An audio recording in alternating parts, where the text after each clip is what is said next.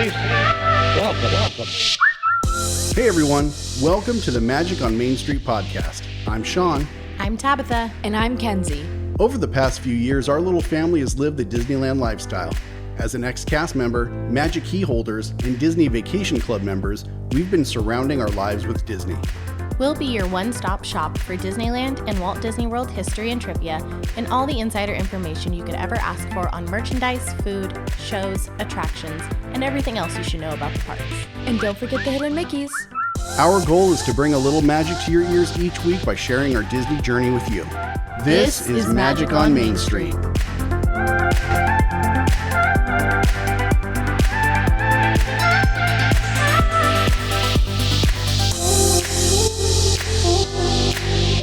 And here they savor the challenge and promise of the future.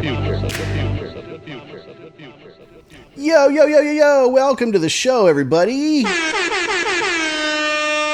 Welcome, foolish mortals. We partying. We are partying. This is the Magic on Main Street podcast. I'm Sean. I'm the root beer queen, Tabitha. And I'm Kenzie. Hold on a second. I'm the root beer king. There's no root beer queen. I'm your wife. I am the root beer queen. It doesn't work that way. You weren't born into royalty. With us, as always, is Scar the kitten and Arthur the non-root beer drinking dog. He thinks he drinks it, though. I'm the root beer princess. Yes. Sure, yeah. You can be the root beer queen if you want, babe. I didn't ask your permission. Thank you very much. Welcome to the Magic on Main Street podcast. This is episode 77. And this episode is all about Halloween time at the Disneyland Resort. It's Halloween time, everybody. Ooh, spooky times. Spooky. I don't have any spooky sound effects except for the Haunted Mansion. You know what you need? What? You need the Boo to You song. Happy Halloween. Boom, boom, boom, boom. That's a good song. Mm-hmm. Is it copyrighted? Probably. More than likely. Welcome to the show. We have a lot to talk about. I say that every episode. Should I just stop saying it? Yeah. I don't think I can. I think it's just a natural thing that I do. One of these days you're going to go on. We have a lot to talk about. Yeah. I was going to say one of these days you're going to come on and be like, we don't really have much to talk about. And it's going to be like a 15-minute episode. Yeah. That would never happen with us. Last week, if you endured, we appreciate you. We had a 3.5 hour episode. I don't know how y'all did it. Because I looked at the numbers and a lot of people did. That's crazy. Wow. I know. It's wild. All right. So in this episode, we're going to be talking about a few really fun things, a lot of news, but we're going to be talking about the Halloween decor and characters and all that stuff at Disneyland. Critter Country lives on. We'll talk about that just a little bit. And our spooky visit to Club 33 we just had, which was a really good time. And then to end out the show, we're going to be doing the Essential 2024 Oogie Boogie Guide. We wrote a blog. It's on our website, magiconmainstreet.com/blog. So you can follow along if you would like. So without further ado, let's get into the show. Magic on Main Street podcast, perfect for Disney fans. Magic on Main Street podcast, talking about Disneyland. Magic on Main Street podcast, for when you're making your Disney plans. Magic on Main Street podcast, Sean and Tabitha will be right back. They're back. We're back. We're back. We're back. All right. Well, let's get into shout-outs. I have one really big one, and this goes out to our family, Michael, Nancy, and Ian, who just welcomed into the world a bright-eyed little baby named Isla.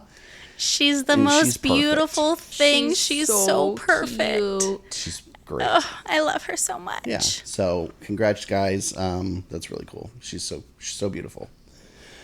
All right, let's get into birthdays. Celebrity birthdays, there's a lot of really fun ones. A lot in the world of like voice actors, actually, which is kind of cool. So first up, Paul Rubens. You know him as Pee Wee Herman. Also, you might know him as Lock, Stock, or Barrel. Which one was he? Do you remember? Shock. Was he Shock? You said Lock, Stock. Did I say Stock? Yeah. Oh, well, that's the saying. Lock, I don't know Stock, who and he... Barrel. Oh. Yeah. Lock, I don't shock, remember or which barrel. one it is. I don't know which one. Anyway, it is. he's one of those. Charles Fleischer, who plays Roger Rabbit. Please. Sean Connery. Tim Burton himself, the master of weird. Lewis Black, who plays Anger in Pixar's Inside Out. And Keanu Reeves. I love him. Yeah, he's great. Not a lot of friends have birthdays this week, but we do have a few. One of those being Shelby. My friend, my online friend group from my book club. She lives in New York. Happy birthday, Shelby. Our friend Jesse from the 501st. My dear friend Courtney. We were dance buddies, so happy birthday to you. And my buddy Mark. So happy birthday to all of you. Here is your song. Happy birthday to you. Happy birthday to you. Happy birthday, dear Shelby, Jesse, Courtney, and Mark. Wow, guys. Now, Happy birthday to you. happy birthday. My heart is beating really fast. It was only 4 people. I know, that was really scary. Up next, This Week in Disney History. It's time for This Week in Disneyland History. We talk about things that happened in the past. Like 1928 when Walt Disney's trademark application for Mickey Mouse was filed with the United States Patent Office. Oh my. Oh my. Oh my. All right, well, This Week in Disney History, in 1948, Walt Disney shares a memo with Disney studio artist Dick Kelsey describing ideas for an amusement park, which he calls Mickey Mouse Park. Walt and Ward Kimball have recently returned from a trip to the Chicago Railroad Fair and Henry Ford's Greenfield Village. And Walt has many ideas, including a main village with a railroad station built around a village green. It is one of the earliest detailed descriptions of an amusement park concept that will ultimately become Disneyland. Yay! In 1955, at Disneyland, the Chicken of the Sea pirate ship and restaurant opens in Fantasyland. It will be a popular park landmark when the new Fantasyland opens in 1983. The ship will be replaced with a new version of the Dumbo attraction. In 1978, the Stage Door Cafe, a fast food outpost, opens in Frontierland at Disneyland, and thank goodness, because that's the only place Seriously. Tabitha eats anymore. It really is. I'm fixated. I'm sorry. I'll get over it eventually. In 1989, Big Thunder Mountain Railroad attraction opens in Disneyland's Frontierland. The wildest ride in the wilderness takes guests careening through dark caverns and abandoned mines. Imagineer Tony Baxter modeled the attraction after the scenery of Bryce Canyon National Park in Utah. Yay. The exciting Big Thunder Mountain replaces the more sedate mine train through nature's wonderland. More sedate. Just say boring. No, I don't remember ever seeing it. I don't know. In 1982, at Disneyland, Peter Pan's flight closes for extensive remodeling. It will reopen in May 1983. That's a long refurb for that kind of ride. Yeah, August 82 to May 83. Over 6 months. Wow. In 2007, Disneyland guests experienced the newest version of Asimo, a Honda Asimo theater inside the Innoventions attraction. Is it Asimo or Asimo? I thought it was Asimo. Is it? I don't remember that thing. It's Asimo. I can see it in my head, but I can't remember the name. Asimo. Let's say Asimo. Inside the Innoventions attraction, with the ability to run nearly 4 miles per hour, the all-new Asimo advanced step-in innovative mobility humanoid robot interacts with a live host in a new 15-minute show. And then in 2008, during a parade down Main Street in Disneyland, Disney honors 2 employees who have recently been recognized as local heroes. Robert Olvera, an ager and painter at the Disneyland Paint Shop, and Juan Morales, a server at Hook's Point, have both been called heroes for saving the lives of 2 different men. Last July, Robert Olvera risked his life by pulling a man from the wreckage of an overturned semi. Juan Morales talked a man out of trying to jump off of an overpass used on the Garden Grove Freeway. So cool. Heroes. Wow. And then finally, in 2009, Fantasmic's animatronic dragon debuts during a water and light show on the rivers of America after facing technical trouble all summer. And it would continue to face technical trouble until 2024. Years and years. The show's still good, but it's definitely missing It needs something. Yeah, it's definitely missing something. But anyway, that was This Week in Disney History. Up next, it's the news. This just in. Breaking news. News. So much good Disney news. Yeah, Disney news. You want to start it off? Yes, I do. So Disney announced that the Disney Destiny's maiden voyage is set for November 20th, 2025, out of Fort Lauderdale.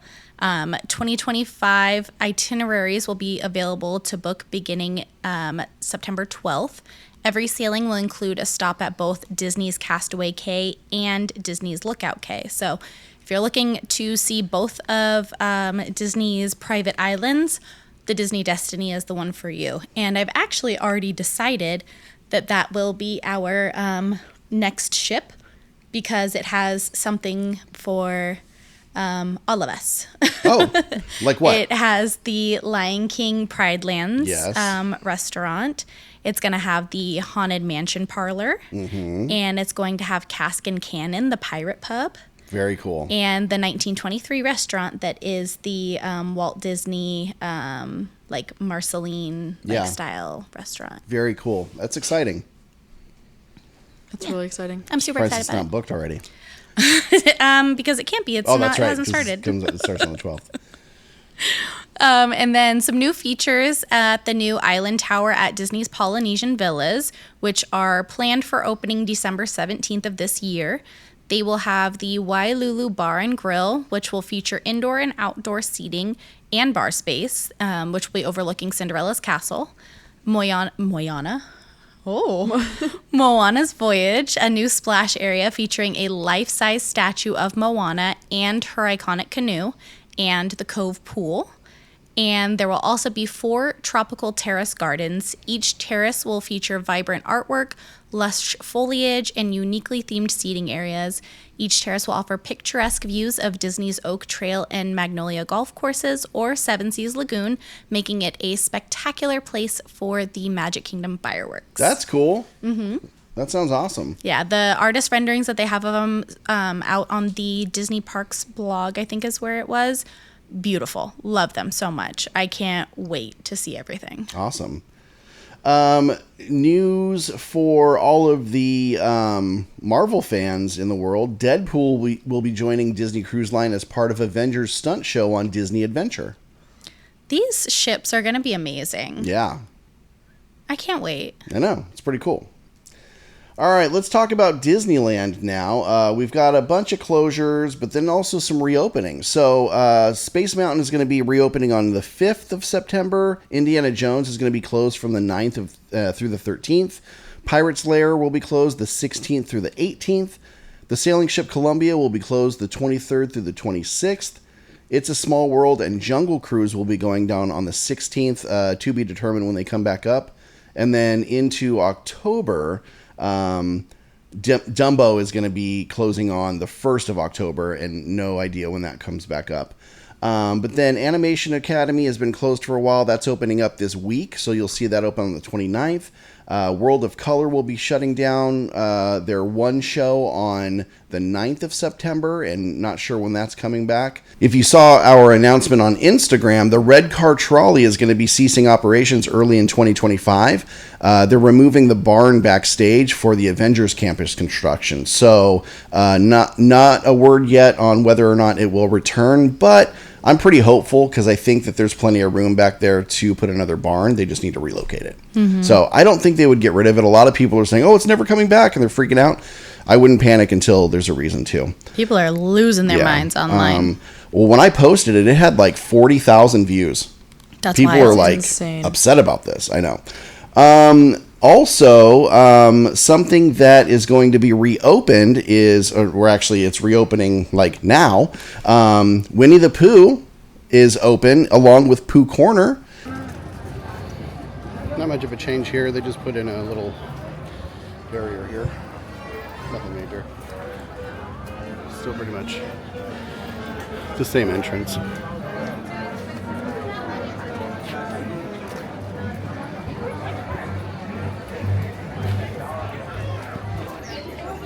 Like the line was so easily accessible, like they were like inside.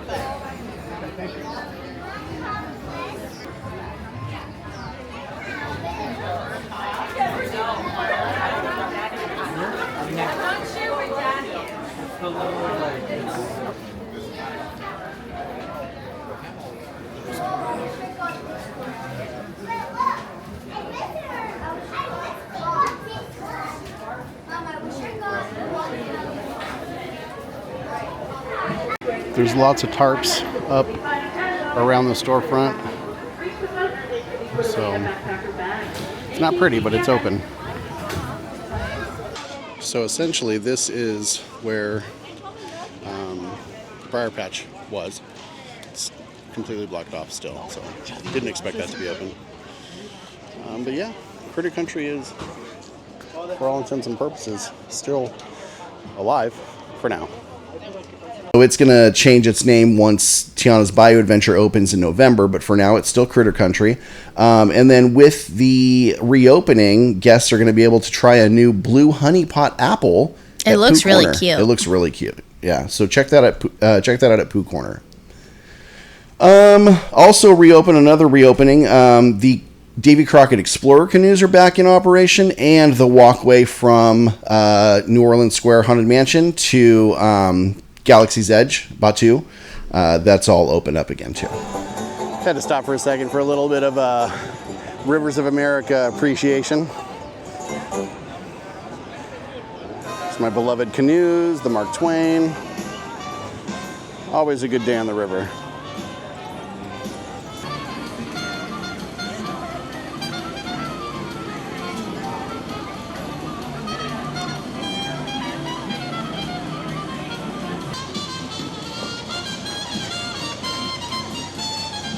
Don't wave, paddle.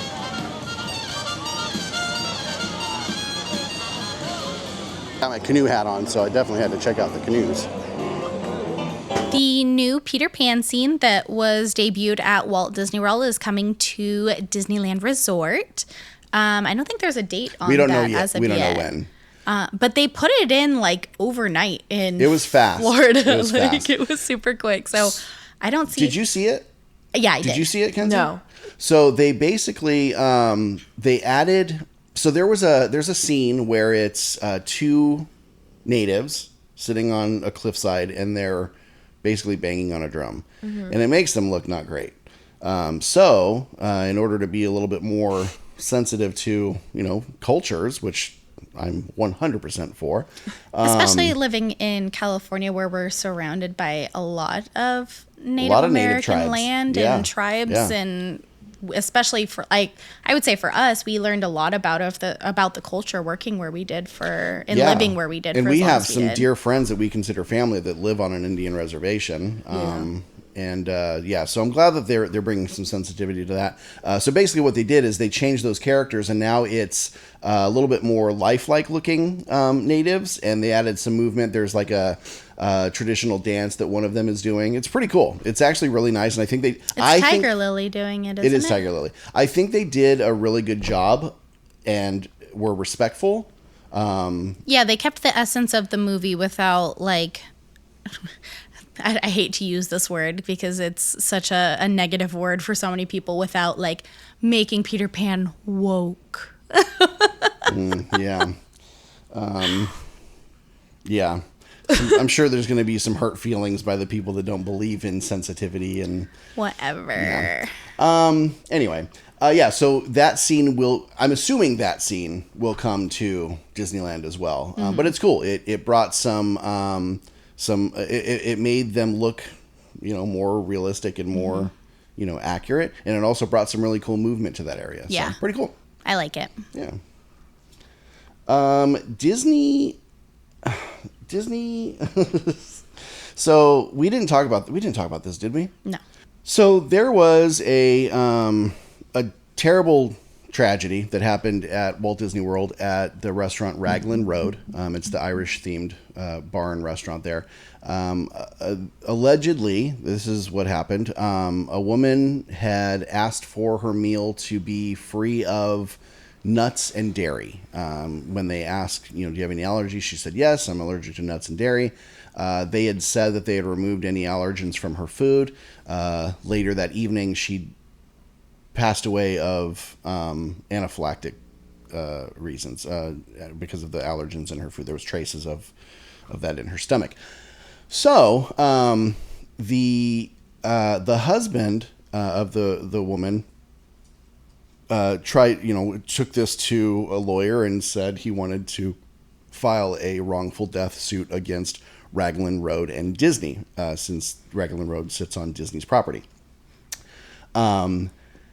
Disney rebutted with a really shaky, if not morally blind response, which was, oh, well, he had signed his rights away in our arbitration clause because he signed up for a trial of Disney Plus, which says you can't sue them. You have to go to arbitration. Not great. Not a good move. And so they were basically saying that they wouldn't be responsible and it couldn't be settled in court with a jury like it normally would. It would have to go to arbitration. But they have just recently released a statement because they were getting a lot of heat. And it sounded, here's my theory. It went to a lawyer. The lawyer went, nope, they signed a thing. It's done. I don't think it went to this. Without even really looking at what the I don't issue think it was like, it obviously didn't go to Bob Iger and Josh D'Amaro. Like, I don't see that happening. But it did make it far enough to where, people heard it and it sounded awful and, people were freaking out about it and with good reason. But they did just recently release a statement. At Disney, we strive to put our humanity above all other considerations. With such unique circumstances as the ones in this case, we believe this situation warrants a sensitive approach to expedite a resolution for the family who have experienced such a painful loss. As such, we've decided to waive our right to arbitration and have the matter proceed in court. I'm glad they changed their mind, but I'm not surprised. I mean, that made them look really bad. Yeah. And they have to be careful because Disney's been viewed recently as kind of like a heartless company. Mm-hmm. And, we say all the time, like, I love Disneyland, the place, but Disney, the company, they got some shady stuff going on sometimes. And they need to change some things around. So I'm glad they reversed their decision. Doesn't sound like it was willingly, but, they did it either way. So hopefully that family gets some relief. But also, like, it just says, like, they're going to go to court for it. So are they going to go to court and fight it?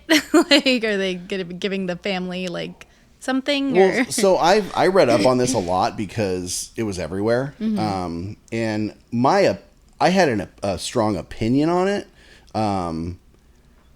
But I also looked into some facts and I saw some forums where some actual attorneys were chiming in. Mm-hmm. There is a case with Disney involved because it does sit on Disney property.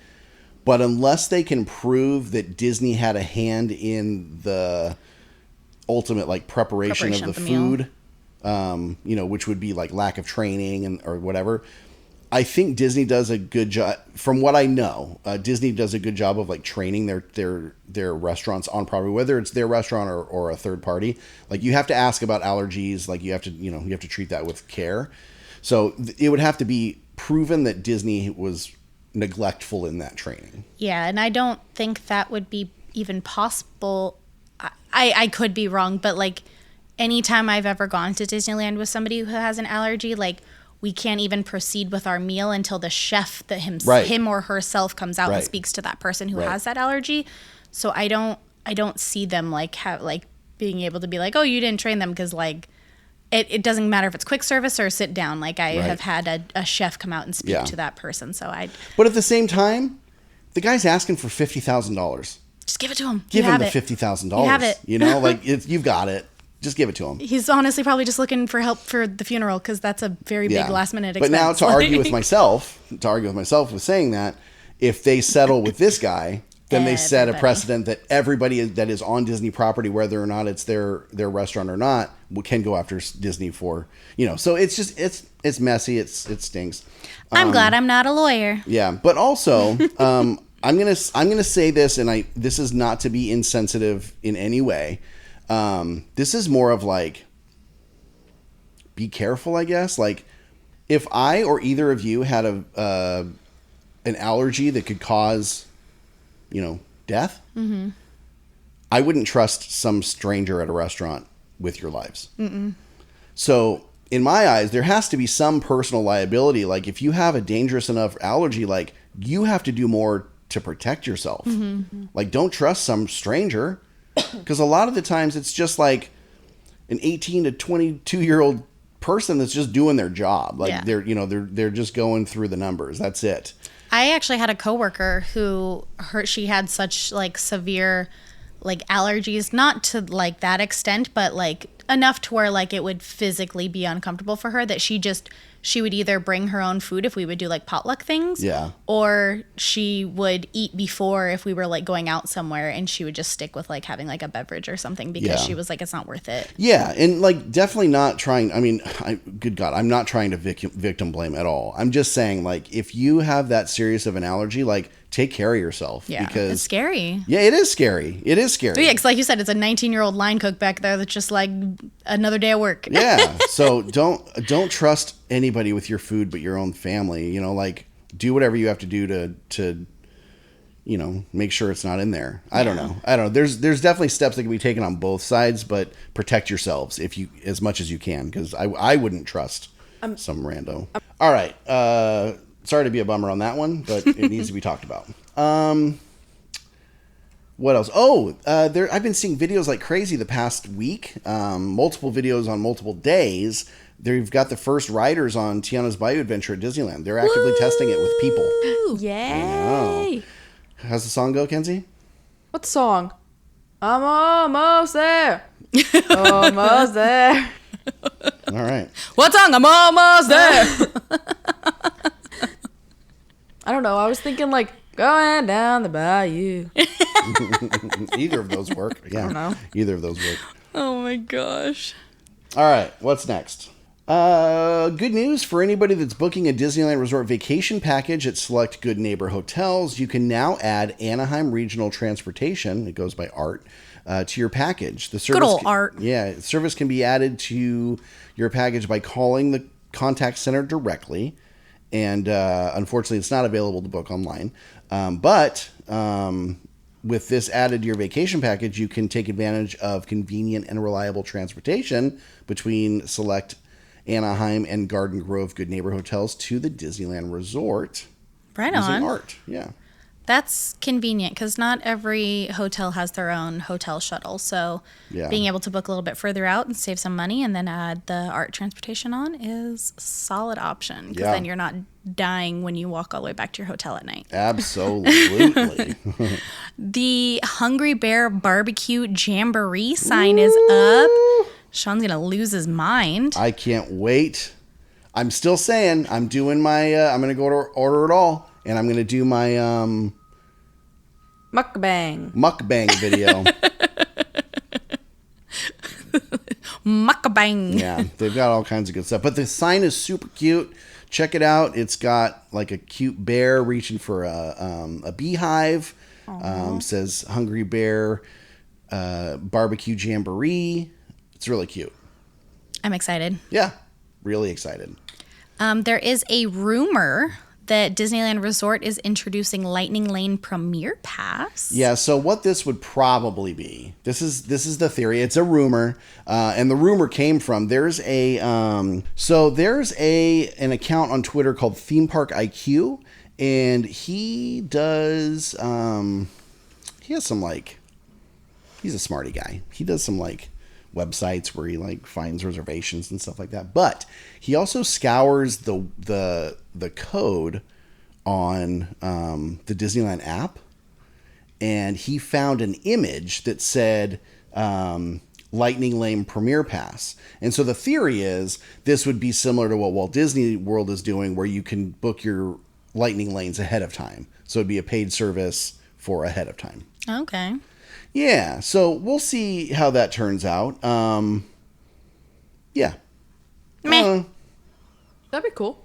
I mean, I just hate that they're giving us features we already had that we now have to pay for.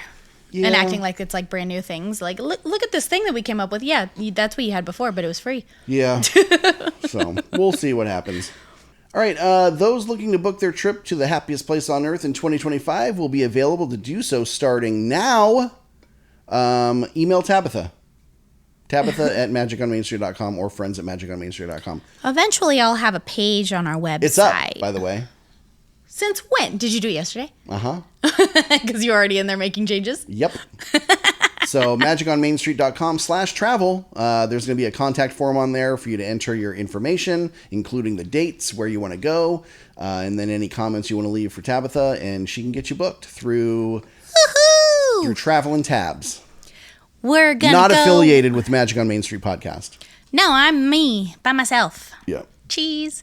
And who knows, if I feel like it, I might just book myself a vacation right alongside you if it looks like you're going somewhere that I want to go. You can't invite yourself to people's vacations. I can do as I'm not saying I'm going with them. I'm just going to book it at the same time. And if we happen to run into each other, how much fun would that be? So weird. So the last episode we talked a lot about the announcements at D23, and there's this like D23 hangover that everybody's in. Because there's so much to think about. There's so much to theorize about and have conspiracies about. There's some news that came out of Disney World where they're replacing Tom Sawyer's Island and the Rivers of America, and people are bummed out about it. Can I do a little tangent about that? Let me finish what I'm saying here, and then you can tangent on that one. Okay. But there are some things that didn't get announced at D23 that people are really bummed out. I'm included. There was no announcement about Tomorrowland being renovated, revamped, added to anything. As far as I'm concerned, they can level the whole area and start over. Honestly, Tomorrowland needs love. Please help us. No information about any new live entertainment, which is kind of a bummer. And actually, we should have some announcements about live entertainment because of all of the live entertainment stories and performances that have been shut down because of the new union. Yeah. And then no information on what's coming to the 70th because Magic Happens just shut down, presumably for good. I know, it sucks. I went to their last show. I'm going to make a completely separate video of that, so I'll put a link or something here. And then, so no news on, if that's coming back or if they're going to have something bigger or better for the 70th. And also, whatever happened to Paint the Night? It went to Asia, and I don't think it's even still there. I don't know where it is, but it should be here. Anyway, what was your sidetrack? I was in one of the Walt Disney World there's so many that I'm in, and I just laugh at some of the things that people say. Some of it's legitimate stuff that I'm like, oh cool, that's good to know, or I'm happy to answer some questions, but there's other things in there that I'm like, y'all have too much time on your hands.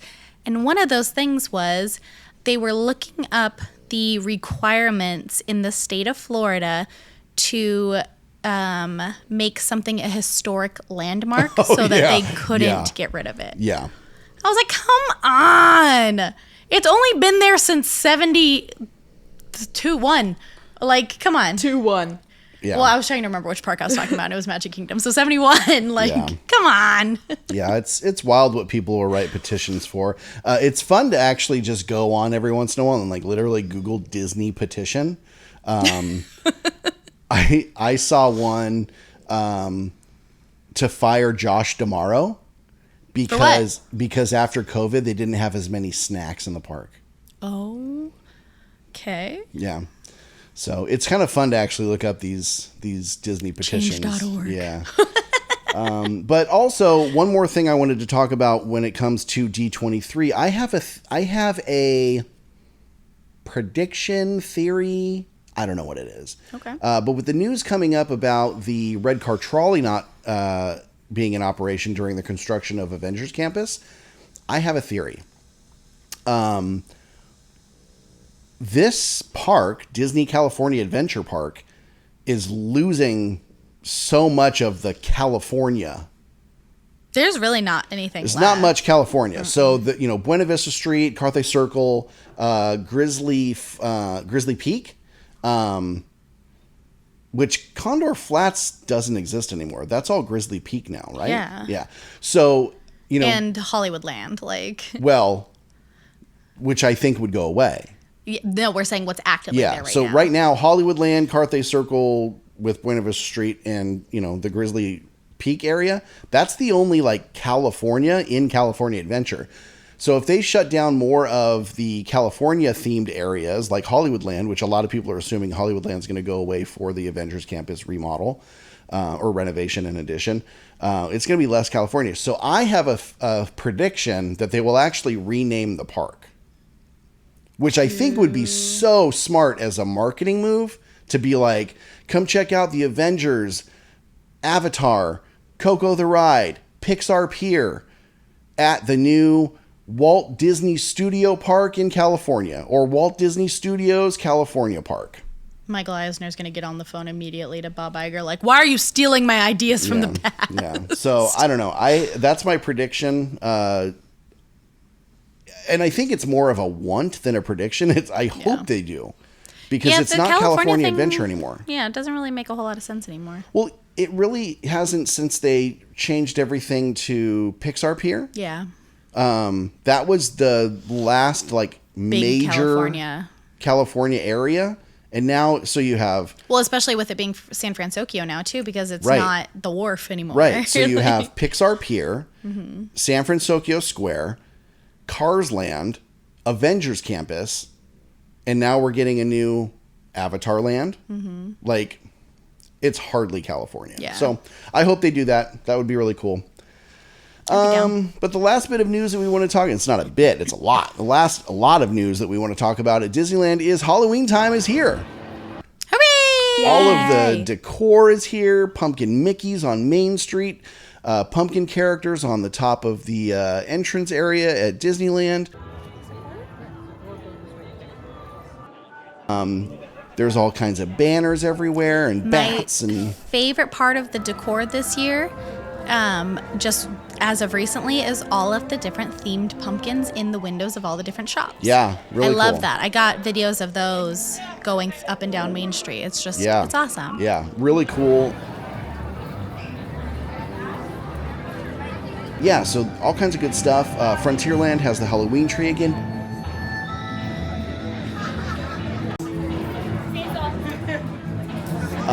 All the characters are in costumes. They've got a Dia de los Muertos appreciation area over by Rancho del Zocalo.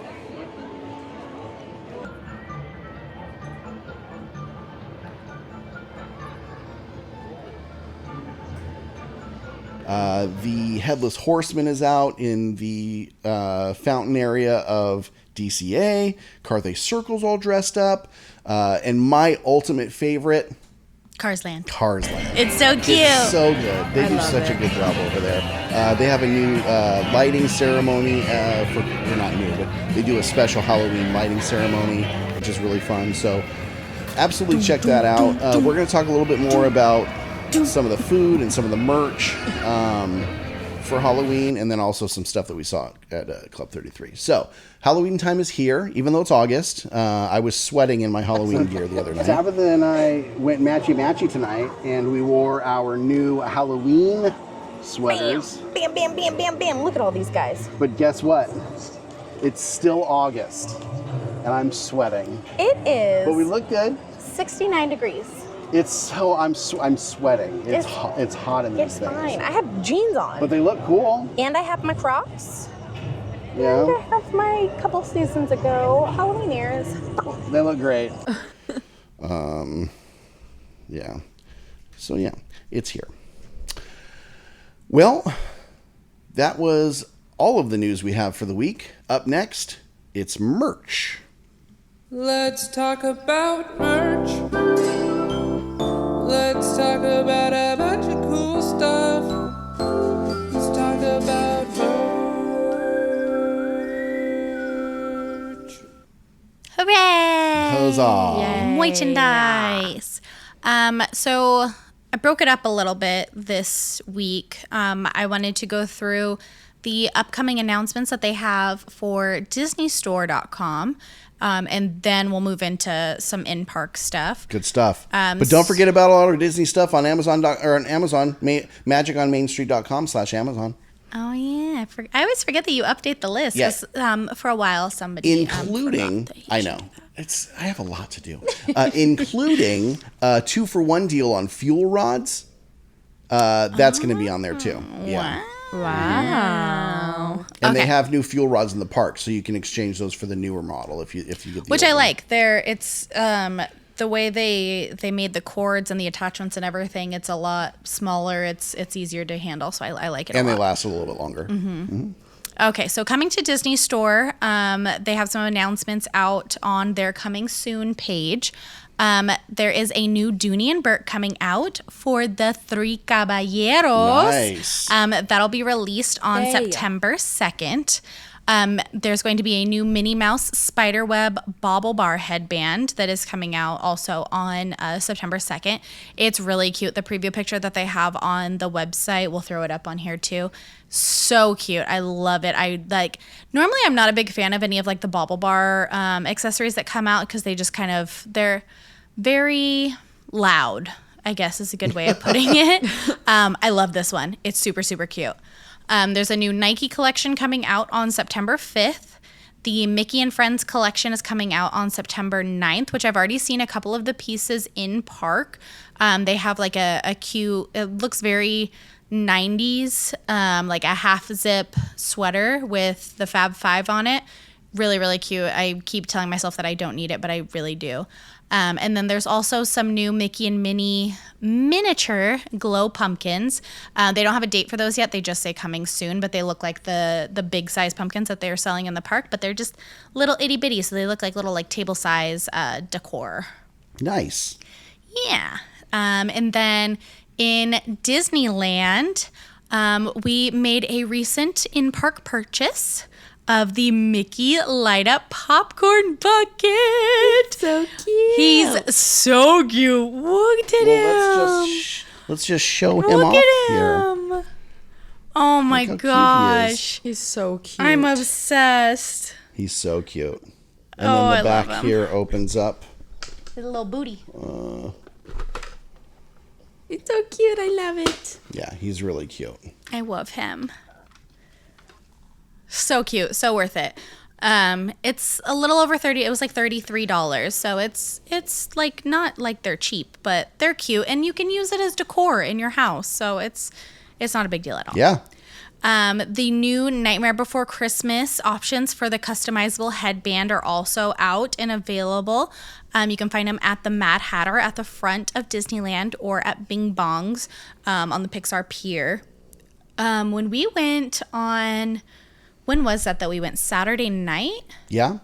There was tons. Lots of them. So I don't think this is going to be one of those like, oh no, they ran out the same day they put them out. I was there sort of yesterday things. and they were there. Yeah. Yeah, So they have.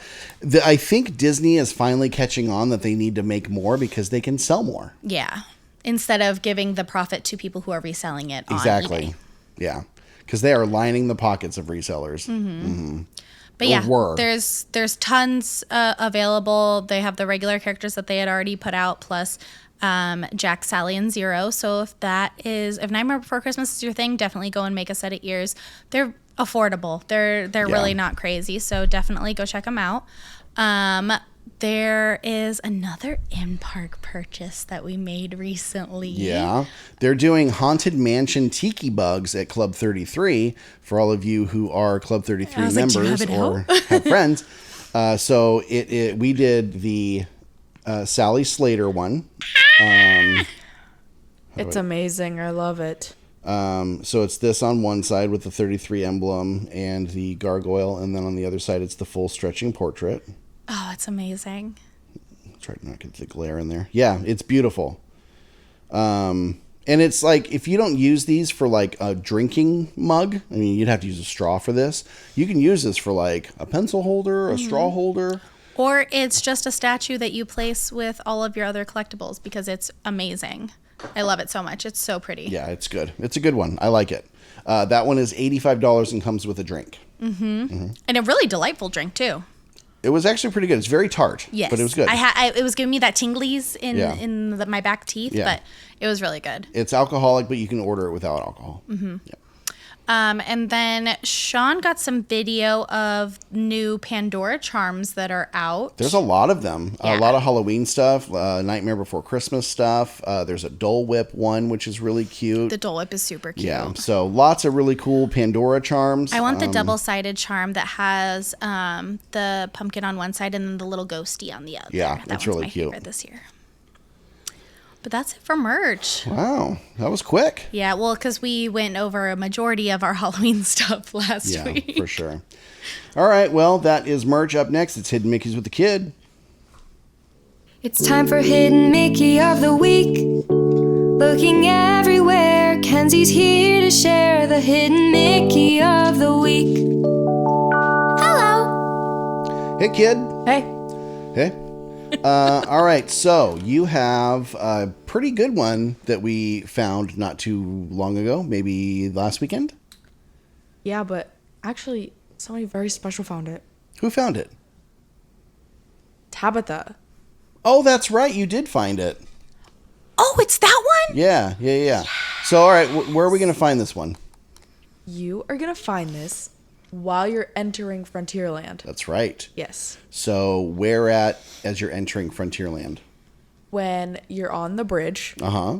Obviously, because you're entering Frontierland. So, you're looking at the Frontierland if you look sign. to the right, there's the little... Is it a pond? Yeah, Is that what call it them is? ponds, yeah. Yeah. There's a little pond. Okay, so you're looking at the Frontierland sign. Where is it at? It is on the right side. Okay. And then it's like... Would it be called a shore? Sure, the shore of a pond, I Yeah. guess. Yeah. So it's like the shore, I guess. Yeah. Right when you go up in like the back corner closest to the entrance. Closest to the bridge? Yeah, Yeah. closest to the bridge. There are 3 pretty big rocks that create a hidden like Mickey. river rocks. Yeah. Yeah. That create a hidden Mickey. This is a good one. Yeah. I've never seen this until Tabitha pointed it out And that it's day. really obvious. It's super obvious. And I'm so surprised that I didn't even see it. And some will argue that's not a hidden Mickey. It's not perfect circles. But from one of the angles, like it looks pretty perfect. Yeah. It just caught the like corner of my eye one day, and I was like, wait a second. Yeah, that was a good one. So yeah, we got some. We saw it and we immediately started getting video of it because it's such a cool spot. We got some nighttime video, some daytime video. Like every time I see it now, I'm like, let's get some video of this. That's a good one. Yeah. All right. Thanks, Tabitha. Anything else? Welcome. Yes. If you find a hidden Mickey or if you find one of the ones that we found, send us a picture. Yeah. And if it's a new one, then I'll say it on the show. You could be like me. You can. Find a hidden Mickey and she'll report on it. That's right. I feel like a and celebrity I'll now. say, oh, this came from the coolest person in the world. Ooh. Ooh, who would pass that up? Get it. That's a good one. So guys, find hidden Mickeys or else. A good one. All right. Well, so as you're heading over to Frontierland, take a look over the right side of the bridge. You're going to find this really cool hidden Mickey. Yes. All right. Well, that's Hidden Mickeys with the Kid. Up next, it's food. Disney food.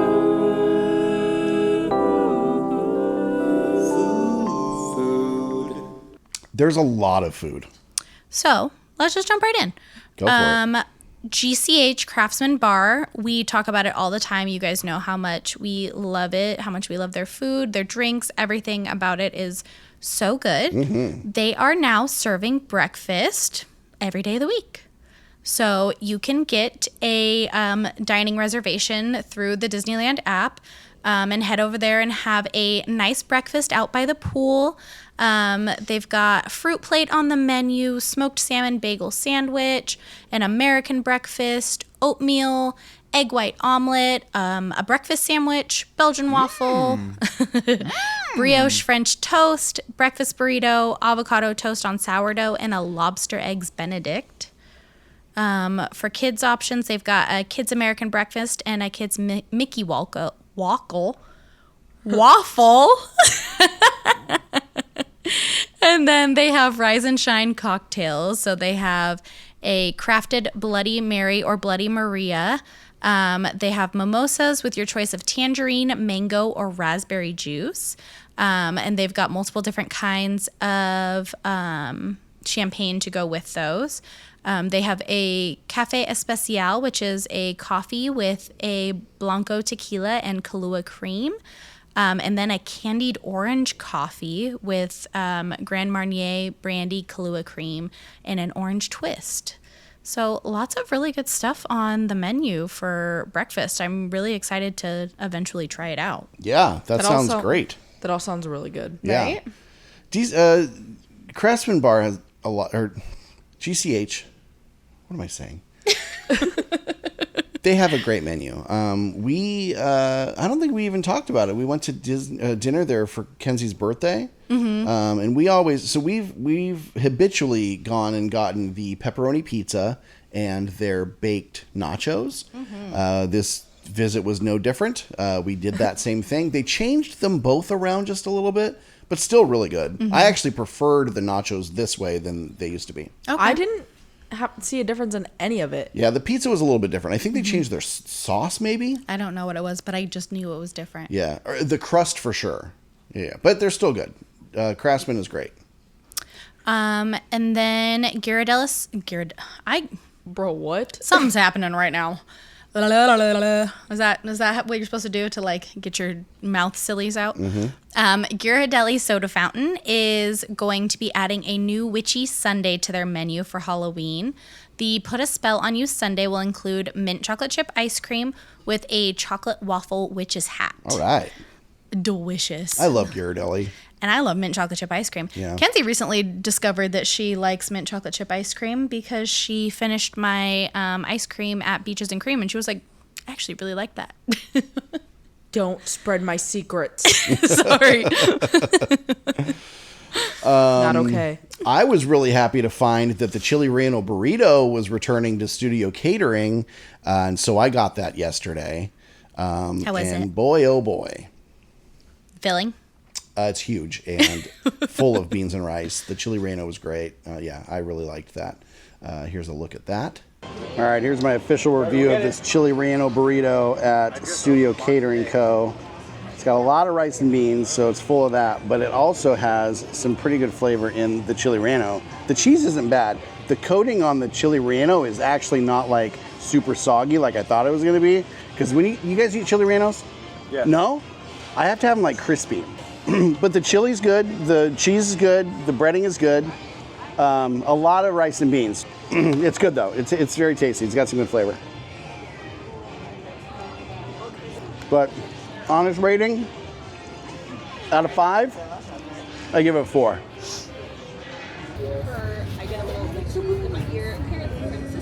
Chili Relleno burrito. And then not so great news. I don't know if I can justify going here anymore. The prices at Goofy's Kitchen will be increasing for breakfast, lunch, and dinner. So for adults, breakfast prices will go up $10 to $65 per person, while lunch and dinner prices will increase $11 to $75 per person. Yikes. Yeah. For children ages 3 to 9, breakfast is going to be $36 per child, and lunch and dinner is going to be $39 per child. That's expensive. Guys, this is really upsetting me. Yeah, it's a bummer.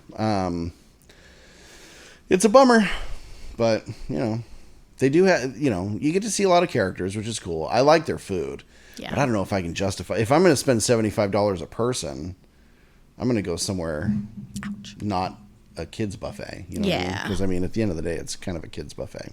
It 100% is a kids buffet. It's good, but just saw something recently that looks amazing. They have a Thai tea slush at Bengal Barbecue. Yes, and it comes with honey, boba, and cold foam. It looks really good. I like Thai tea, so I'm imagining this is going to be amazing. They're going to have it through August 13th. Great. Or not August, sorry. I was like, November what? From August 23rd to November 13th. You said August, but in my head you said December. Bro. That was weird. So November. What? Yes. Okay, November. All right, that was weird. So there's a new item at Bengal Barbecue. It is the Thai tea slush with honey boba. We're going to give it a shot.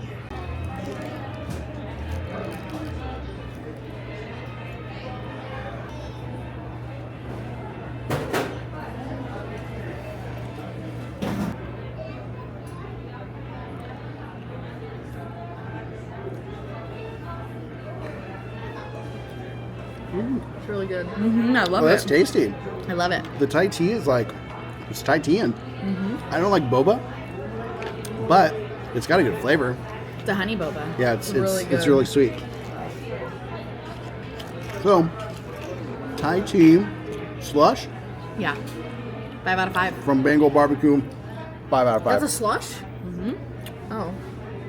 There's also a new feature when it comes to food and mobile ordering at DCA.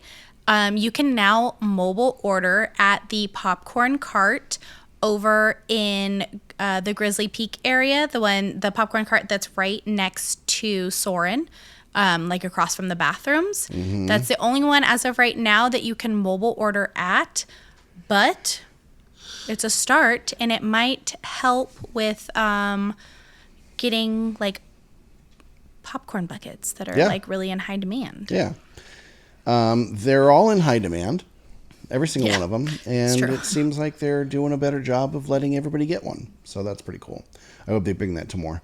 There are some new items for eating in San Francisco, so you can check out the Golden Sausage Bun, which is a fried bun with ground pork and vegetables, served with chili soy dipping sauce, located at Port of San Francisco Cerveceria.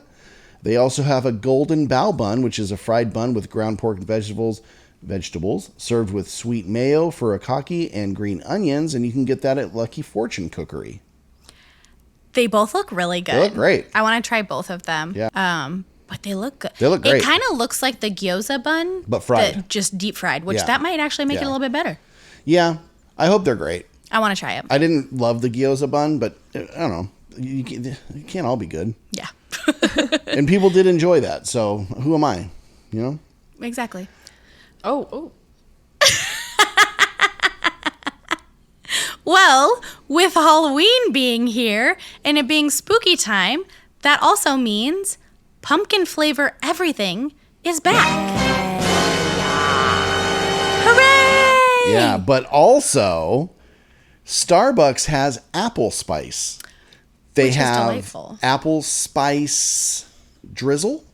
Spiced apple drizzle. Spiced apple drizzle. They have an apple cold foam. A brown sugar apple Brown cold sugar foam. cold foam. And an apple brown sugar syrup. Yes. So you can add it to literally any drink you can think of. So I am on a mission to create the perfect apple chai. And I'm this close. I need one more ingredient and then I'm good to go. So once I have that final ingredient, you're going to know about it because it will be the perfect apple pie chai tea. I love that for you. Yeah, it's delicious. So far, the creation that he's made doesn't taste like fall to me. It tastes like Christmas, which that's not bad either because I love anything that tastes like Christmas. So I'm going to take my existing creation and add some cinnamon and spice to it. Maybe nutmeg. Do they have nutmeg? I don't know if they have nutmeg. They have pumpkin spice. Maybe pumpkin spice. Pumpkin spice. Either way, I've created a almost perfect apple chai, and it's delicious. I'm excited for you. But you went on a whole eating adventure when you were at Disneyland yesterday, and you tried a whole bunch of stuff that you need to show us, not right? eating. Okay, drinking adventure. Yeah, I did. Well, you ate one thing. Well, you ate two things. You already showed us your burrito. One thing, the burrito. I ate two things, you're right. Yes, so I had a, okay. I have a little bit of beef. I always have beef with this group of people. Disney influencers. You are liars. Oh, yeah. Okay. Just calling you out. Everybody that I've seen that is the typical Disney influencer is saying, I had the Baja Breeze at Award Wieners and it tastes just like a Baja Blast. Liars. Liars.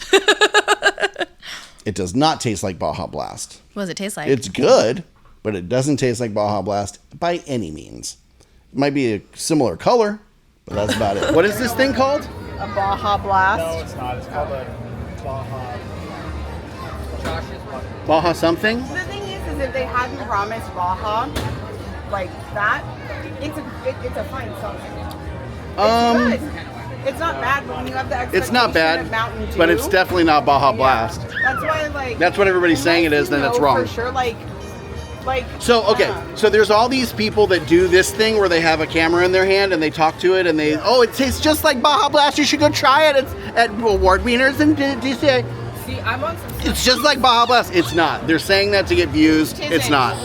It's not like Baja Blast. You're filming. Down to beachside. Now I'm gonna do the influencer thing. Ready? We got the Baja Seltzer, I believe, from Award Wieners at California Adventure. I'm gonna try it for the first time. Oh my God, this is the best beer I've ever had in my life. It tastes exactly like Baja Blast. Lies. Dang. So my challenge to you is to stop lying. If something's good, say it's good. If it's something bad, say it's bad. That's what we do. That's why we're not influencers. I also had the peach margarita at Hollywood Lounge, which was delightful. So weird you drinking peach. I know. That's weird, yeah. I stopped over at the cappuccino cart by Pixar Pier, by the bridge, and got the peanut butter cold brew. And boy, oh boy, was it delightful. Okay. It was really good. You know how we all feel about the peanut butter cold brew at Gideon's Yes. in Florida. Where does it rank close to that? So if I rank the peanut butter cold brew at Gideon's a 5 out of 5, I rank the peanut butter cold brew at the cappuccino cart in DCA a 4 out of 5. Okay. Really good. Wow. It'll scratch the itch. However, so I have a hot take. Not a hot take. I guess it's more of a tip. If you do get the peanut butter cold brew, ask for light ice because they fill the cup with ice, so you get half of a drink. Yeah, so I will be ordering it from now on with light ice. Okay. Yeah, when I finished that drink, it was a full cup of ice. Oh my gosh. Yeah, it was good though. It was delicious, and they Good. put little M&Ms in there or Reese's Pieces in there. Ooh. In the beverage? Yeah, they put it on the top. But doesn't that just make it sink down and then you're just going to have a peanut butter Reese's Pieces Well, bomb? That kind of solidifies my point of like, there's too much ice because you can't get to the candy that you put in there. Oh. Yeah. Okay. Yeah. I also drank it in 3 seconds, so Okay. you know. Per usual. Yeah. But yeah, definitely worth a try. You'll check that out over at the Cappuccino Cart in between Pixar Pier and San Francisco. I am Sean. So, where was I at? Cappuccino Cart. I got the peanut butter cold brew from the Cappuccino Cart. I'm a peanut butter cold brew aficionado because I have had millions of them from Gideon's in Walt Disney World. So this is supposed to be a tight second. So we'll see through this paper straw.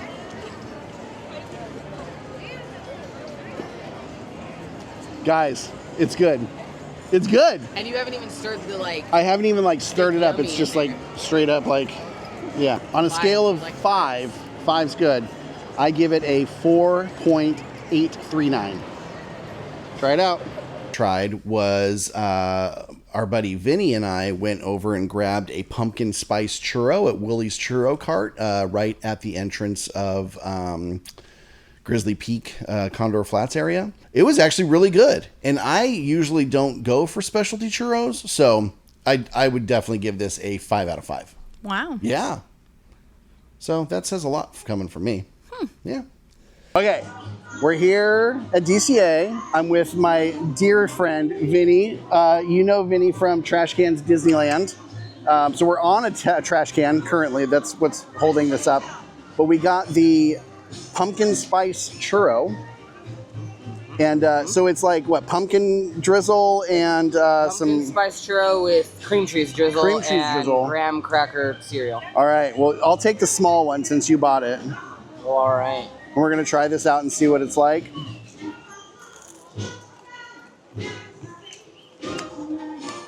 Oh, that's good. That's really good. That's really good.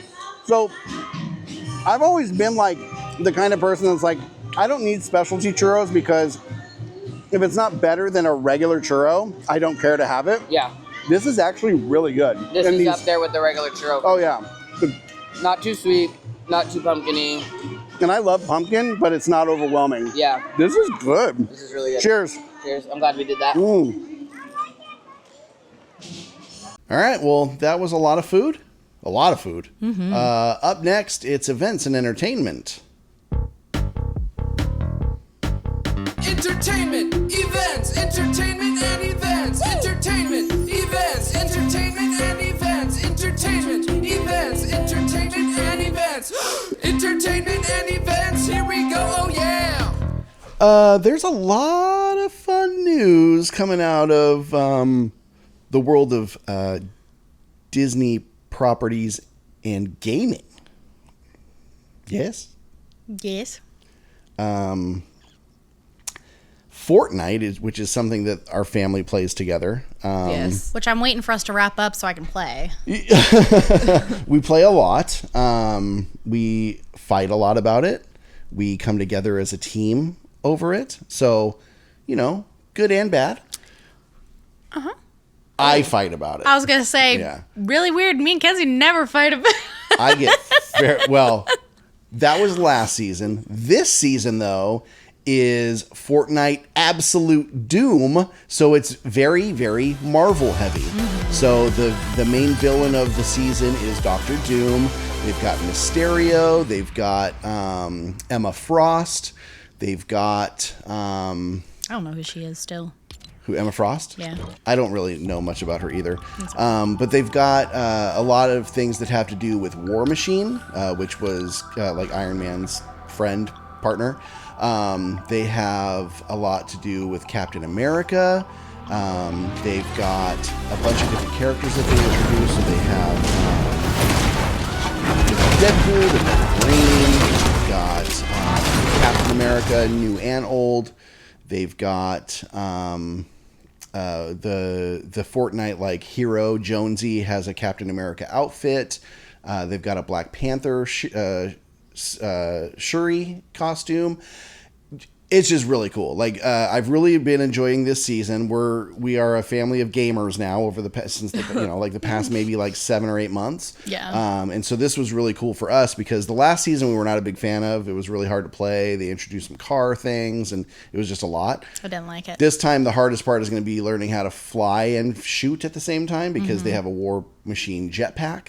Really cool season for Fortnite. So if you are not a Fortnite player or you have not played in a while and you want to have some fun with Marvel characters, now's the time to do it. From the Star Wars front, Lucas Games, which is a Disney property, has released early. I got this yesterday because I got the big package for Star Wars Outlaws. This game is a lot of fun. It's a lot of fun. I've only played for, how long did I play? Maybe an hour? Yeah. And I was already hooked. It's open world. You have a chance to like align yourself with different syndicates. So there's a reputation factor involved. If you are good with one, you might be bad with another. There's a chance to learn different skills like fighting or shooting better, stealing better. You're basically a thief. You're a smuggler and a thief. It's a really fun game. So that's available now. You can still do the pre-order today, which you won't hear this today. So as you're listening to this, it's available for purchase and play right now. And it's a blast. I'm excited for you to continue on in it. Yeah. It's like a Star Wars movie in every time you play, but it's actually really difficult. So I'm on this mission right now where I'm trying to sneak through a syndicate's headquarters and not be seen by the guards that are there. And you've got this cute little what's his name? Nix. Mm-hmm. Nix. Got this cute little creature that goes along with you. He's like a dog, but he's an alien creature. It's more cat-like. I guess more cat-like. His name is Nix, and you can use him to attack people. You can use him to distract people or steal things from them. Typical cat behavior. Yeah. But it's really fun. It's a really fun game, and it's very, you have to think about it. To open doors, there's you have to tap in sequence. There's some codes that you have to enter on computers where you have to figure out the combination, and you get so many tries before it kicks you out. It's really fun. I've been having a blast for the very little time that I've been playing it, so I'll keep you posted on how much fun it turns into later. Yeah. Yeah, good times. As far as Disneyland goes, you want to read this one? Yeah, so it says it's a new show, but it's a kind of new show. Okay. This fall, Mickey's Trick and Treat show will debut in California Adventure. The show will take place at the Disney Theater during regular daytime hours. The show will be led by a mad scientist and will be very interactive. Mickey and friends will also tell spooky tales and brew up a magical potion. So it's very similar to the Mickey show that they usually have in the theater that is only during Oogie Boogie. But now they have put Doofenshmirtz in there for Oogie Boogie, so they're not doing the show during that, so they've brought it to regular daytime. Okay, cool. Yeah. So it replaced the Disney Junior Party? Yes. Okay, just for fall. Yeah. Very cool. And we usually, every year, we usually go into the Disney Junior show. We go every year. Oogie Boogie. I love it. It's super cute. So cute. So the fact that you can go in it, like, just during regular park hours now, like, definitely go check it out. It's super cute. Very cool. The former show, A Musical Celebration of Coco, will now become the Storytellers of Plaza de la Familia celebrate the musical world of Coco. The show will feature music from the Academy Award-winning film, including Remember Me, The World is Mi Familia, and the Mexican folk song La Llorona, and more. New concept art was also released as seen as we're showing you, and the updated show will be performed several times daily at Paradise Gardens in Disney California Adventure starting on now. It's going now. Awesome. Yeah. I'm excited. Actually, wait, hang on. What's the date today? Today is the 28th. As you listen to this, it's happening now. Yeah, I just want to make sure I was right. Yeah, that's good stuff. I'm excited. As far as Disney Plus and movies go, there's a lot of good stuff being released. Lego Star Wars Rebuild the Galaxy, available 9/13. Agatha All Along will start streaming on 9/18. I'm so excited about that. I know, I can't wait. And then looking forward a few months from now, Skeleton Crew is going to start on December 3rd. Win or Lose is going to start on 12/6. And then a couple things got canceled that we love. First, Wicked Tuna, which is something I've been watching for years. I didn't know that. Yeah, they just canceled it. And it was really crazy because I saw a... TJ, one of the ship captains, started... He has Rottweilers, and they're so cute. He posted on Threads, hey, we're doing excursions. What do they call them?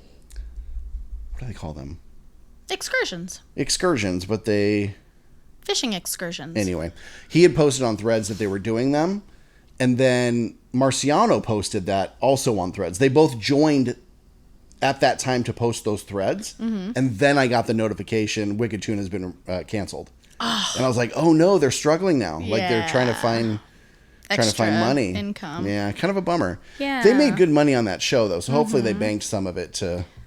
No, TJ just kept buying Rottweilers. Oh, and others kept buying boats. It's like, guys, just stick with what you got. So yeah, those were canceled. That show's been canceled. There's 2 of those shows, Wicked Tuna and Wicked Tuna. All of the Outer seasons are on Banks. Disney Plus, so go watch them if you haven't. It's a great show. Yeah, good show. It's fun. Even if you don't like fishing, which it's not like we're fishing people. We I am now. That. I can tell you exactly how much a tuna's worth. Yeah. Well, right now it's different than it was pre-COVID, and during COVID it was rough. Yeah, you're getting like $7 a pound. When they were normally getting like $15, $20 $17, a $24. pound. Crazy. But also, I was really bummed when this happened. I'm not shocked by any means, but I'm really bummed about it because I don't think they gave it a chance.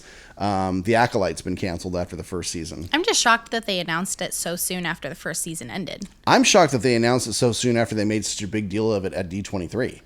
Yeah. It's not good. There are so many shows, and I understand it costs them like, millions upon millions of dollars.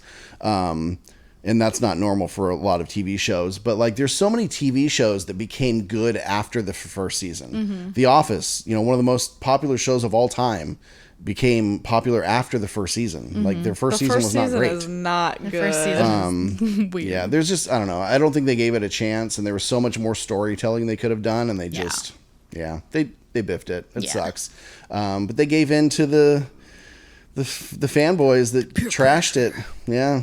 It's okay. It's just interesting how a day before the final episode was aired, it already had a negative review on Rotten Tomatoes. That's how it very, usually works. Very suspect to me. No, it's not usually how it works. That's the thing. That's not how it works. That's how Star Wars fans have become. No, I thought that like critics were able to review No. it before. Okay, That's not critic reviews. That's fan Oh, reviews. not the okay. No. Okay. Star Wars fans review bombed Rotten Tomatoes, That's and so they weird. believed it and didn't fight for this show, and it's a bummer. Y'all So, need a different hobby. thanks, Star Wars fans. I'm angry about this. Inside Out 2 is now available on digital. The Blu-ray will release on September 10th, and the Disney Plus date is still to be announced, but I'm sure it'll be sometime September or October since it's already coming out on other things. And then something that I am super excited about that I keep trying to remind myself to put it on TV, and I just, for some reason, it keeps slipping my mind. Donald Duck was on an episode of Hot Ones. And we love Hot Ones. We love Hot Yeah. Ones. So I can't wait to see that. we definitely need to watch it. I saw like a little preview of it on Facebook the other day, and I was like, wait a second. And so like I had like pulled it up on my phone to remember to be like, hey, let's watch this and Yeah. put it on the TV. Completely forgot because I Yeah. started working. Yeah. But I think I even told you when you got home from school the other Yeah, day. you did. And I was like, we have to watch it because you were at Disneyland, and it slipped my mind. So we still have to watch it. So you guys go watch it too, and then we can all talk about it. Yeah, it looks like a blast. Mm-hmm. There's a John Williams documentary coming to Disney Plus. That's gonna be which good. I'm really excited to see that. And then something I'm also super excited about. There's a new album coming out on September 6th. It'll be on vinyl on October 4th. But it is called A Whole New Sound, and it features amazing like pop punk bands singing popular Disney songs. My favorite. Yeah, so here's the full track list that they released. Part of Your World from Little Mermaid by Newfound Glory. Remember Me from Coco by Mayday Parade. Can You Feel the Love Tonight from Lion King by Simple Plan. That's actually on Spotify and iTunes right now. Eye to Eye from A Goofy Movie by Magnolia Park. That's also on Spotify and iTunes. A Whole New World from Aladdin by Yellow Card. Oh, Go the Distance from Hercules by We the Kings. Surface Pressure from Encanto by Plain White Tees. You've Got a Friend in Me from Toy Story by Meet Me at the Altar. You'll Be in My Heart from Tarzan by Boys Like Girls. Colors of the Wind from Pocahontas by Tokyo Hotel. I didn't even know Tokyo Hotel was still making music. Yeah, Let It Go from Frozen by Lolo. And Friend Like Me from Aladdin by Bowling for Soup. I'm excited. Yeah, so really cool. So yeah, you'll find Part of Your World, Can You Feel the Love Tonight, and Eye to Eye on Apple Music and Spotify right now. And then the rest of the album comes out on the 6th, and I cannot wait. That Eye to Eye cover is fire. And I don't use the word fire very often, so really excited about that. All right, anything else you want to talk about? That's it. We can move on All to right, start telling let's people about move some cool on stuff we did. to our last trip. I know we'll be back again soon. I'm already daydreaming in my room. Sometimes to enjoy today, just start thinking of yesterday. Our last trip. Our last trip. I can't stop thinking about the time we shared on our last trip.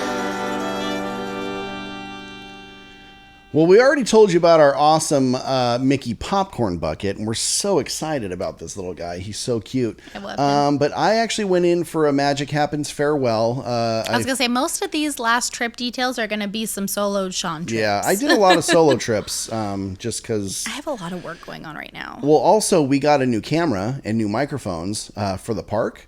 And so I really wanted to just jump in and start using them and see how they worked. And they work great. They're putting together some really good content for us, and I'm really stoked about it.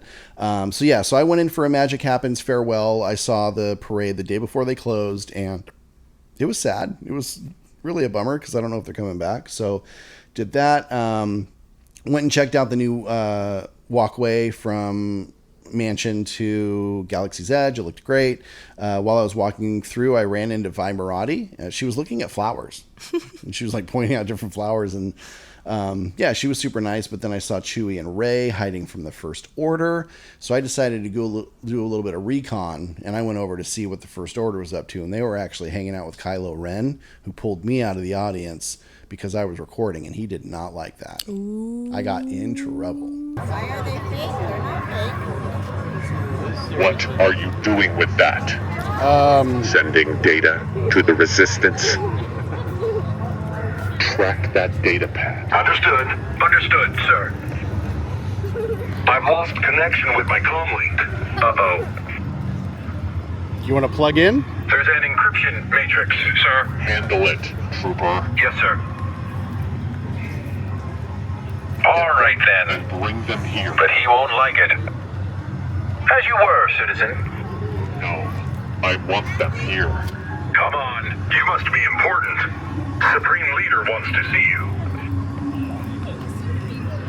Will you accept the power of the dark side?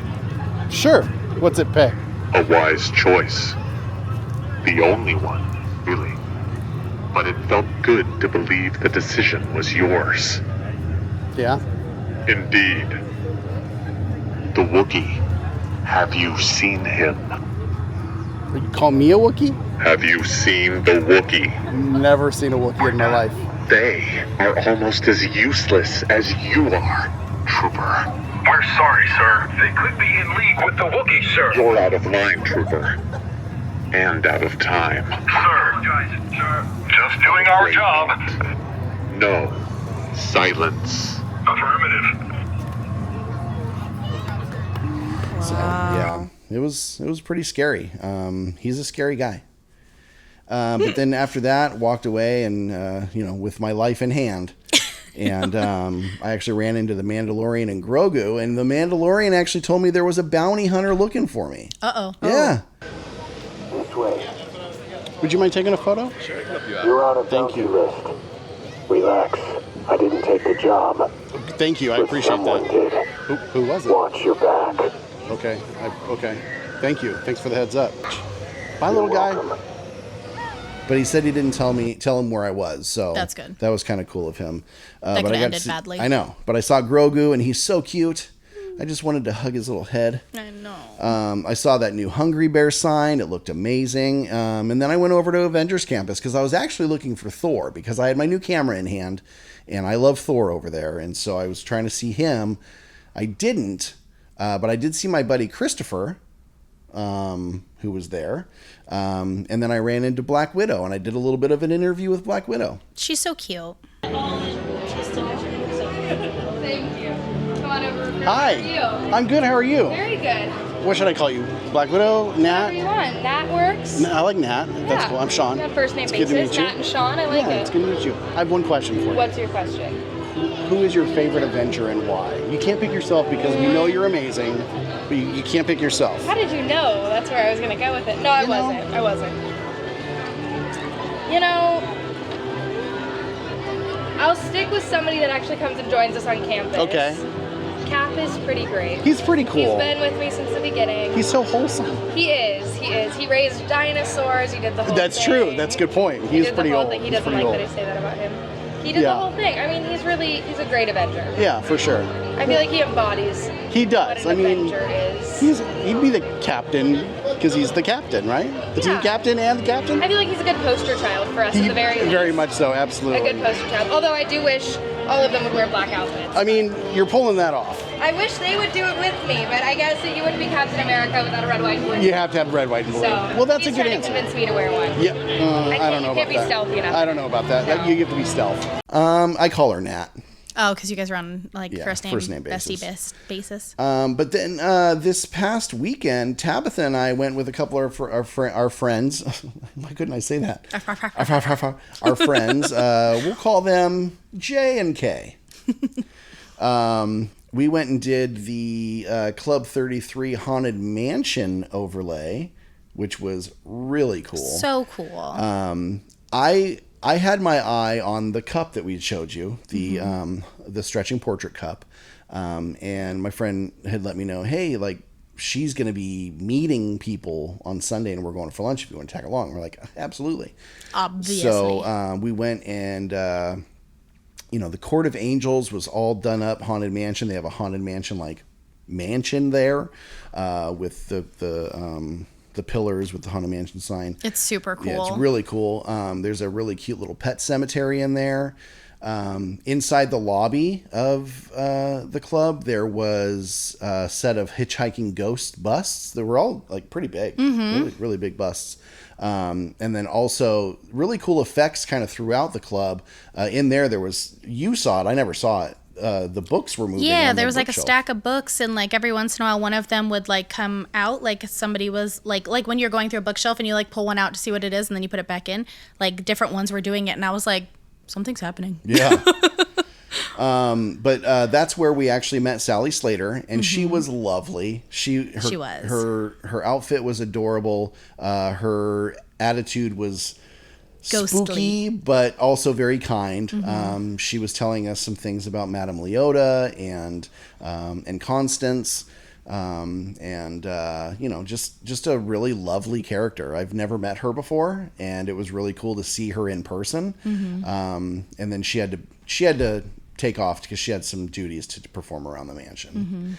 But then we went into the lounge, and it was really cool because I was telling our friends, I was like, hey, have you met this guy? His name's DJ. And I was describing him, and they're like, no, we don't think we've met him.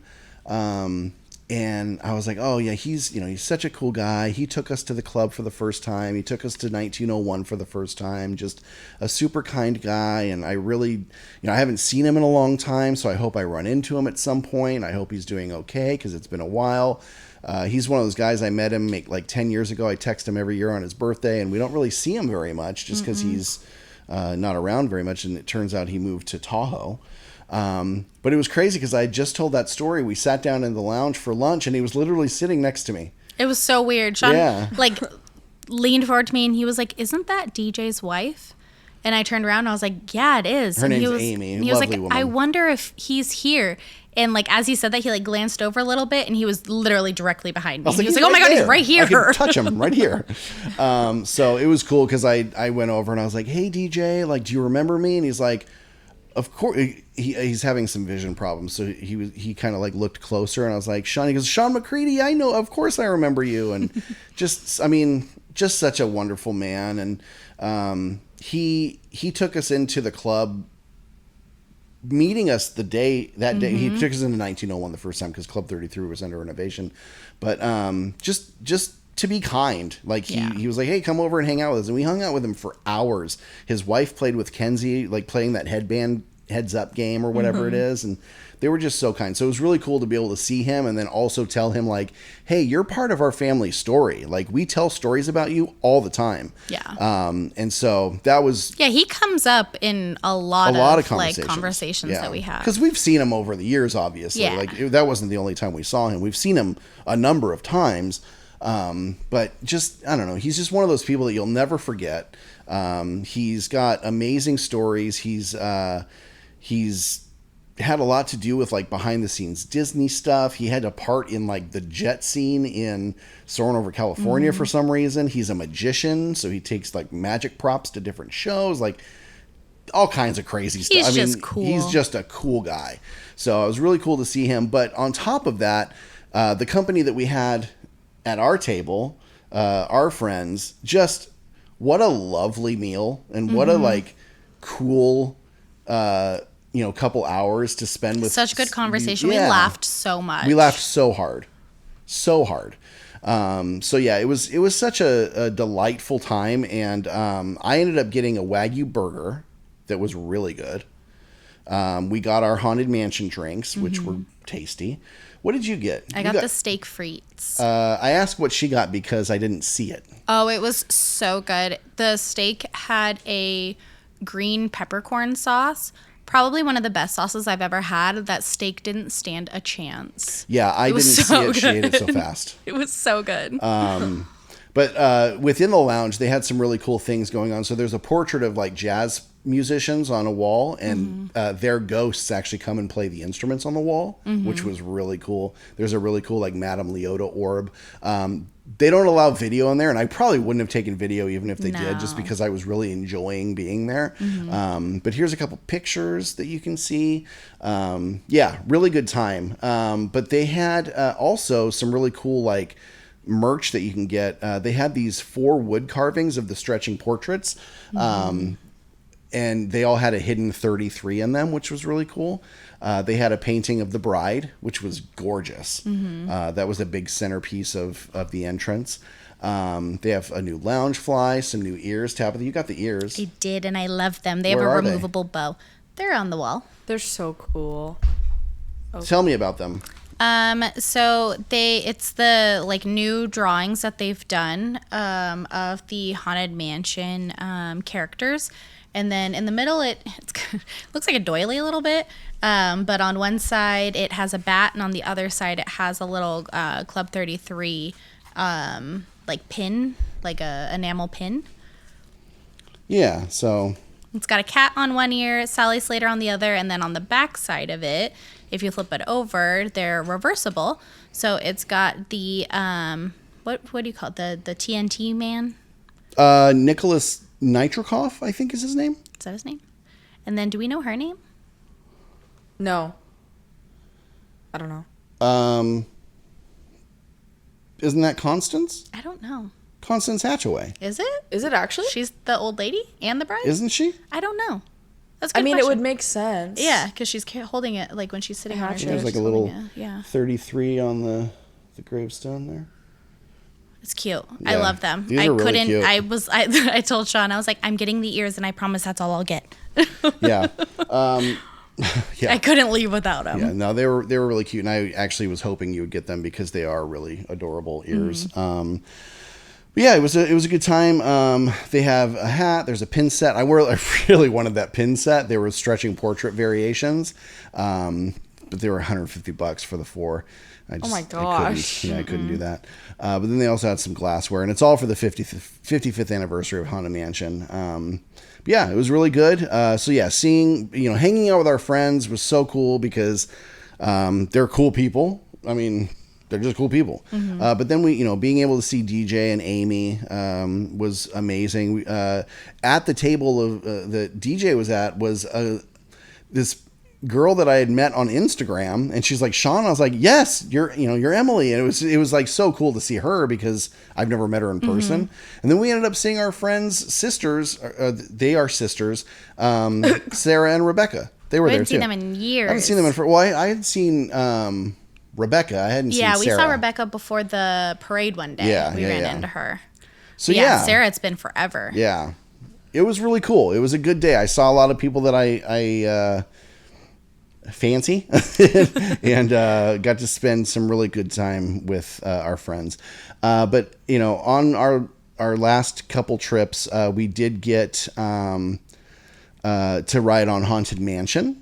And so I took a bunch of video of Haunted Mansion so you guys can see us ride through, just in case you're not able to see it before they change it back to normal mansion, because it is the Nightmare Before Christmas overlay.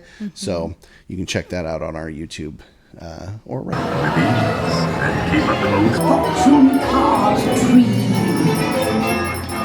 On the 13th day of Christmas, my ghoul love gave to me 13 rings of power.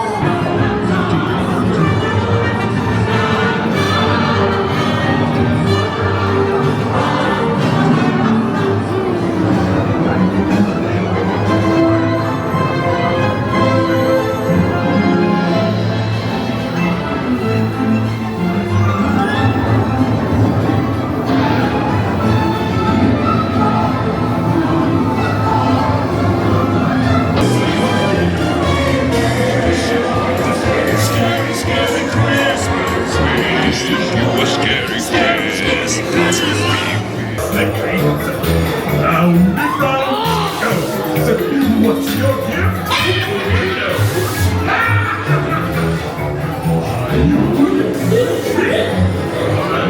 Oh. All right. I think that's it for our last trip. Come back and we're going to talk about the essential 2024 Oogie Boogie Guide.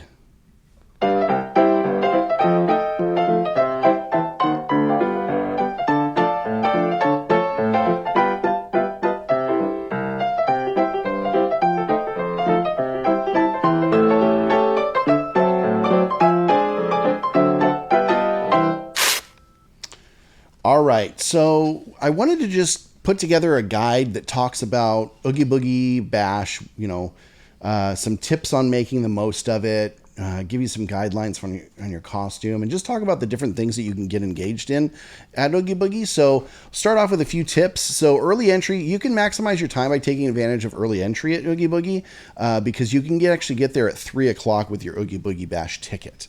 If you are a pass holder or have a regular ticket, I wouldn't suggest that if you were a regular ticket holder. But if you have a Magic Key, you can actually book your reservation for that day and go in for the entire day and then just check in after 3 for your Oogie Boogie wristband. But yeah, you can use that time to, check out the park, do attractions, grab some treats, because the event starts at 6. So on the dot. If you're planning on doing any kind of rides for Oogie Boogie Bash, make sure you do it before 6 o'clock because you don't want to waste your time in line for rides during Oogie Boogie Bash. As far as entry points go, in previous years, you could go through the Grand Californian, and that was actually a pretty quick way to go. But I think people caught on. Also, there have been posts in different Oogie Boogie groups that I'm in on Facebook. There have been some days that if you are trying to use that entrance for party access and you do not have a Grand Californian, Disneyland Hotel, or Pixar Pier hotel room key with a valid reservation, they will not let you go through there. They'll send you back out to go through the main entrance. And that would be a bummer because that's not a short walk. No. Yeah, so just use the main entrance. But if you're already in the park and you're checking in for Oogie Boogie, you don't have to go out and then come back in. Just go over to the event check-in by Avengers Campus. There's a little alcove there. Just go in there and get your wristband there. And then make sure you prioritize these things, the meet and greets and the parade. So there are so many unique character experiences. You want to make sure you do these treat trails with hard to see, rare characters and photo ops. So there's everything else can be done on a regular day. Yeah. And I'm going to tell you right now, it's been like this since Oogie Boogie Bash came about. The Sanderson sisters are the hardest characters to see because they have a long line. If you don't get there before when I was there yesterday, people were lining up at 3:30 o'clock. What'd you say? Like 3:30 Why did I say that? 3:30 p.m. I wanted to say p.m., but I said o'clock. At 3:30 p.m. That's wild. That's a waste of time. You're wasting your time. You can honestly walk up and just see them because it's an open area. Just walk up and see them and walk away. I mean, it's not worth wasting your time in that line. Or if it means that much to you, go and check them out during parade times because oftentimes the lines go down like crazy when the parade is happening. So jump over there and see what the line is looking like during that time if it's something that you are desperately wanting a picture with you and them. Yeah. So Sanderson Sisters is the only one I would recommend not prioritizing. Unless you have to see them, then make sure you get there early because the line starts very early and you're going to wait probably an hour and a half or more. And then the Frightfully Fun Parade is offered twice nightly, one at 7:45, one at 10:05. The second parade typically has fewer crowds. You want to get in place for where you want to watch about 20-30 minutes early. But the parade goes through basically the entire park. So there is so much room and so many places that you can go and check out to grab a spot. It's not as packed of a parade route, I feel like, as the parade routes at Disneyland. Yeah. So there's tons of room. It's all the way from Paradise Gardens all the way to Avengers Campus. There's going to be different spots along there that you can squeeze into as long as you're okay with standing if you kind of don't keep the best eye on time. Yeah.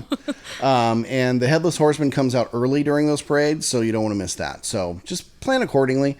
Want to do a quick update on costume guidelines. You can find this online, but also you can just check it out in our blog. Like I said, magiconmainstreet.com/blog. There's another slash in there if you want to go directly to it. It's OBB24. So you're encouraged to wear a costume, but they do have some guidelines. If you are in a costume that's good, People may ask you to take photos. Be careful because they don't like that at Disney. They don't want anybody thinking that you're an official character. So if anybody asks you to pose or sign autographs, it could be grounds for removal. So just don't do it. They have to be family friendly, free of obstructive, offensive, or violent elements. Accessories, including weapons, must not resemble or be mistaken for real weapons. Full body props are discouraged, may be subject to extra security or turning you around and saying no. And they shouldn't touch the ground. So dresses, capes, anything like that should not touch the ground. Guests under 13 can wear masks, but it can't cover their entire face, and their eyes have to be visible. If you're 14 or over, again, your capes have to be, they actually have to be above the waist. Themed shirts, sweatshirts, hats, accessories are okay. No masks unless they're for medical purposes. And any guest may be turned around at security to be changed. So just be aware of that. Something that we really enjoy is Villains Grove at Redwood Creek Challenge Trail. So good. Yeah, go check that out. It's a eerie, magical area called Villains Grove. There's a bunch of villains that transform the Redwood Creek Challenge Trail into an enchanted forest filled with mystical lights and sounds. Each area is themed to a different villain. So you'll see Frollo's Sanctuary, Maleficent's Will, which has thorn-covered vines and a waterfall. Queen of Hearts Garden, Scar's Elephant Graveyard. It's all green and it's so really cool. And you can hear the hum. Yeah. Dr. Facilier's Friends on the Other Side is really cool. Wicked Queen's Lightning Forest, Home of the Wisps, and Dawn. Really cool area, so make sure you check that out. There's no characters and there's no treats, but it's really cool to look at. There's villains on treat trails, and there's characters stationed on platforms that are, at a distance, so you don't stop and do a meet and greet. It's usually just kind of like a walkthrough. You can find a ton of them. So in Hollywoodland, you're going to find... Do I rant about this? No. All right. You're going to find Dr. Doofenshmirtz, or something that looks similar to him, in the Disney Theater. Oogie Boogie is in Disney Animation Academy. Hades is in the Backlot stage. He's a new character. And then fan favorite Ernesto de la Cruz is going to be in the Hyperion Court. Hyperion Courtyard. On Avengers Campus, you'll find Agatha Harkness. It's not a new character, but it's a new costume, which... she looks like a real estate agent. That's what everybody on TikTok is saying. She's in the Ancient Sanctum. In the Performance Corridor, you'll find Madame Mim in the Bountiful Valley Hideaway. She's hilarious. San Francisco Square, you'll find Yokai by the Hamada Bot Shop. On Pixar Pier, at the Pixar Pier Band Shell, you'll find Sid, who is also hilarious. And then a newer character, he was introduced last year, Judge Doom from Roger Rabbit, is going to be in the Grizzly Peak Airfield. Then there's some traditional meet and greets all over. So on Buena Vista Street, you can meet Captain Hook, the Sheriff of Nottingham, Pain and Panic, Hans. Hollywoodland has the Sanderson sisters. Avengers Campus is going to have some roaming characters of Black Widow and Loki. You'll also be able to see Scarlet Witch, Spider-Man, Black Panther. Cars Land has Lightning McQueen and Mater. Pixar Pier is going to have Lotso, and then new for this year, Ember and Wade from Elemental on the Toy Story Boardwalk. Let's go get a picture with them, Kenzie. Edna Mode from The Incredibles and Frozone from The Incredibles are roaming around Incredibles Park near Incredicoaster. And then Paradise Gardens Park is going to have Mickey Mouse, Donald Duck, and Goofy in their Kingdom Hearts costumes. That's cool. I love that. And then, as we were saying before, the Frightfully Fun Parade is a blast. It's a really good show. Features characters like the Headless Horseman, Jack Skellington, a bunch of different villains. It runs twice nightly at 7:45 and 10:05. And then you'll be able to see characters like the Headless Horseman and Ichabod Crane, Mickey Mouse, Minnie Mouse, the Mayor of Halloween Town, Jack Skellington, Sally, the Dancing Ballroom Ghost, Hitchhiking Ghost, Constance Hatchaway, a.k.a. the Bride, Dr. Facilier, the Evil Queen, Lady Tremaine, the Queen of Hearts and the Cheshire Cat, Captain Hook, Cruella de Vil, Sheriff of Nottingham, Ursula from The Little Mermaid, Jafar, Frollo, and new this year, Mother Gothel from Tangled. Fun. Because they took away your treat trail. Yeah, so there's tons to do.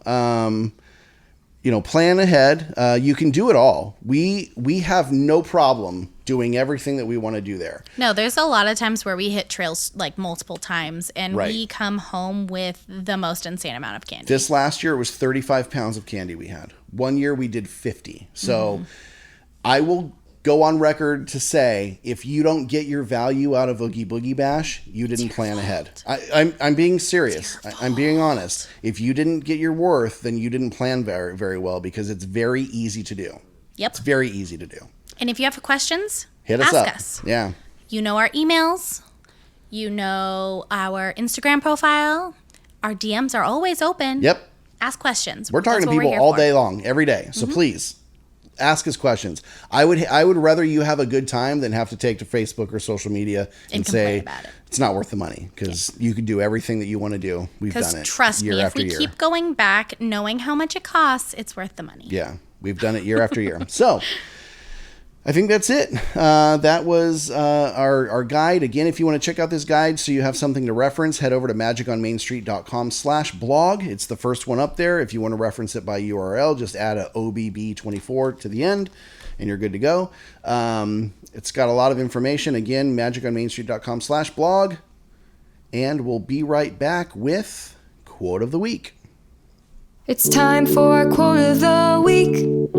Putting words together that last forever. It's Quote of the Week. Not much setup on this one. It's just a good feeling quote. It makes you feel good about yourself. And Walt was a very happy guy. So he said, "Laughter is timeless. Imagination has no age. Dreams are forever." Yay. Good stuff. All right, we'll be right back.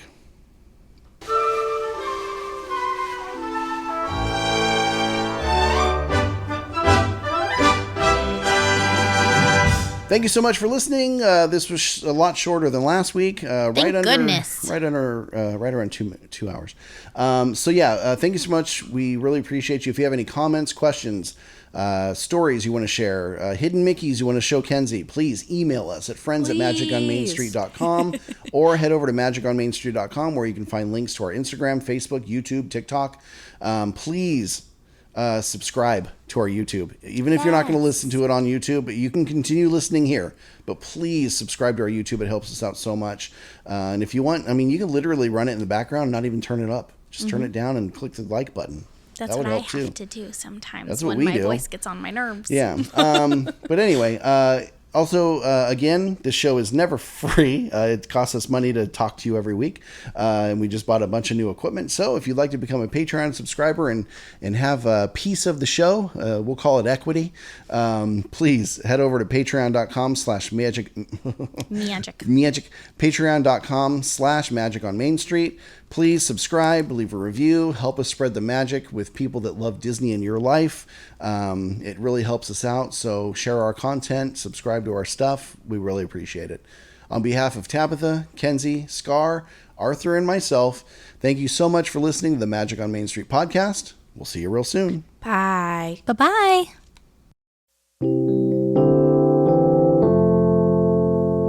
Magic on Main Street. Just like a churro, you're so sweet. Our time with you is such a treat. Spread the Disney love. Thanks for hanging out with us on Main Street.